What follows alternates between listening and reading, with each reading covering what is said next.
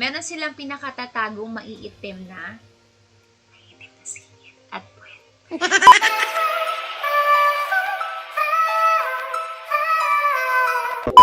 Hello mga pecs and welcome back to my YouTube channel. It's me, Carl Manalo, and for today's video, ang pag-uusapan natin ay kung paano nga ba maa-achieve na mga kababaihan ang parang hanggang pangarap na lang na pagsusuot ng swimsuit.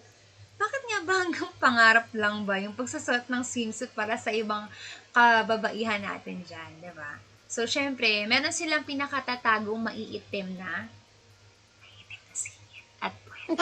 So, yun nga, mga private area. So, disclaimer lang muna ha. Lahat ng sasabihin ko sa inyo ay based on my personal experience and mga experience na rin ng mga sisterit natin sa ibang planeta. So, let's start. So, ayun na nga, bakit nga ba kahit nakatago yung ating private area, hindi naman natin ito madalas binibilag sa araw, lalo na yung mga hindi talaga nagbibilag sa araw ng mga to. Dahil nga, hanggang pangarap nga lang yung pagsusot ng swimsuit, bakit parang nangingitim pa rin? So, before we start, alamin muna natin kung saan nga ba nanggagaling ang pag-itim ng ating private area. So, are you ready? Let's start. So, number 1, sugar. Ayan, sugar. The more na mahilig ka sa sugar, sobrang tataas syempre yung timbang natin and magiging obese tayo. Yun, may tendency na maging obese tayo. At kapag naging obese tayo, magkakaroon tayo ng insulin resistance. Yan. Ang insulin resistance ay nagkukos ng pangingitim ng singit. So, yan ha.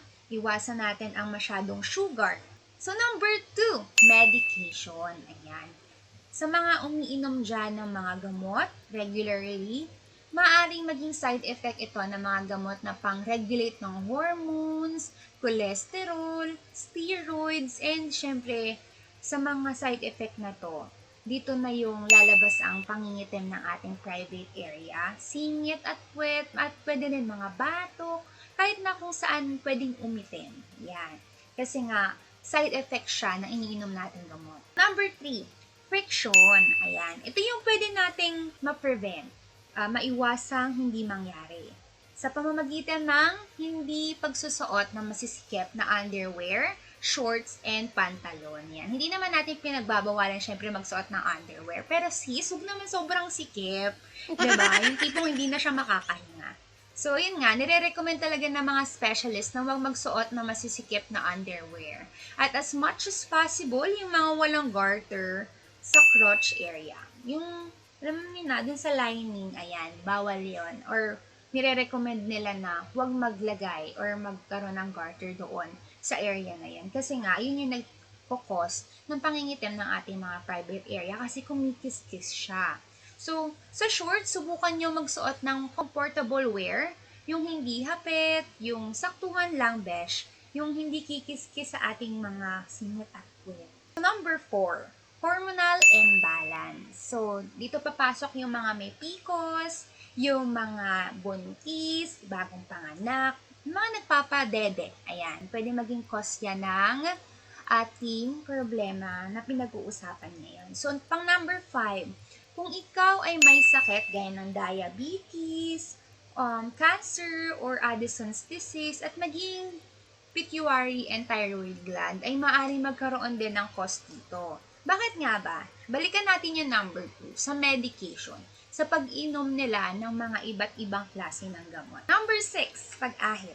Yan, pwede rin natin siyang ma-prevent. Yan. Huwag tayong gagamit ng mga pang-ahit, pangtanggal ng ating pubic hair. Pang-7, ang pag-dry ng ating skin. Kaya best try mo na din siyang lagyan ng lotion. Yes, lagyan nyo ng lotion ang ating mga singit at puwet. Yan, huwag mong dadaanan lang. Dapat lalagyan din siya ng lotion. Kasi the more na dry siya, syempre, madadamage yung skin mo and magkukos siya ng pangingitim ng ating private area. At ang panghuli, ito ay ang jeans. So, totoo, pati ito ay maaaring namana mo rin ito sa iyong inay, itay, o sa kanununuan nila, di ba? Kaloka. Kala mo yaman lang yung pinamamana, pati pala yung maitim na singil. So, ito na nga. Kung nakaabot ka na sa part na to, i-reveal ko na kung ano ang dalawang product na tumulong sa akin para mawala ang pangingitim ng nakakatakot talaga na singit. As in, sobrang nakakatakot na singit. So, ito na nga mga pecs. Ito na ang pinakahihintayin nating product. Ito ang Maxipil number 3 and of course, aloe vera. Much better na Nature's Republic siya or kung wala namang available na Nature's Republic, basta yung mga magagandang aloe vera o talaga trusted na aloe vera kasi maraming nagtitinda, mas nakakasira pa sa balat natin. Kaya dapat maging wise tayo. Hindi naman porket mura siya, bibilhin mo na, or hindi naman din kailangan ng pricey. Dapat tumingin ka muna sa reviews kung talagang maganda ba ang product na mabibili mo. Ang aloe vera, marami siyang gamit. Sa susunod, gagawa rin ako ng video tungkol dito sa aloe vera. So, gamitin mo ito sa loob ng 1 linggo. So, paano nga ba gagamitin ito? So, guys, ginamit ko to sa loob ng 1 linggo. At sa pangatlo pa lang, nakita ko na nag-peel out na siya.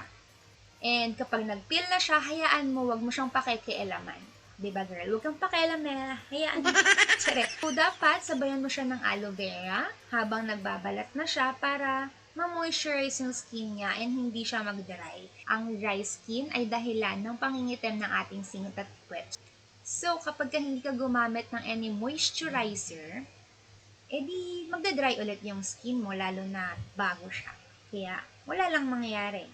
Magbabalat lang siya ng magbabalat pero maitim pa rin siya kasi nga, damage pa rin yung skin na ipapalit mo. So, ito lang ha, hindi porket umepekto sa akin, ay e-epekto na rin sa'yo. At syempre, hindi dahil hiyang sa akin, ay hiyang na rin sa'yo.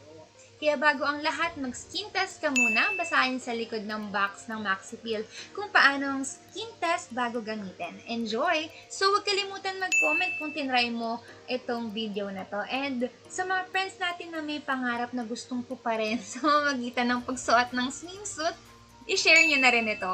And don't forget to subscribe to my channel. Bye!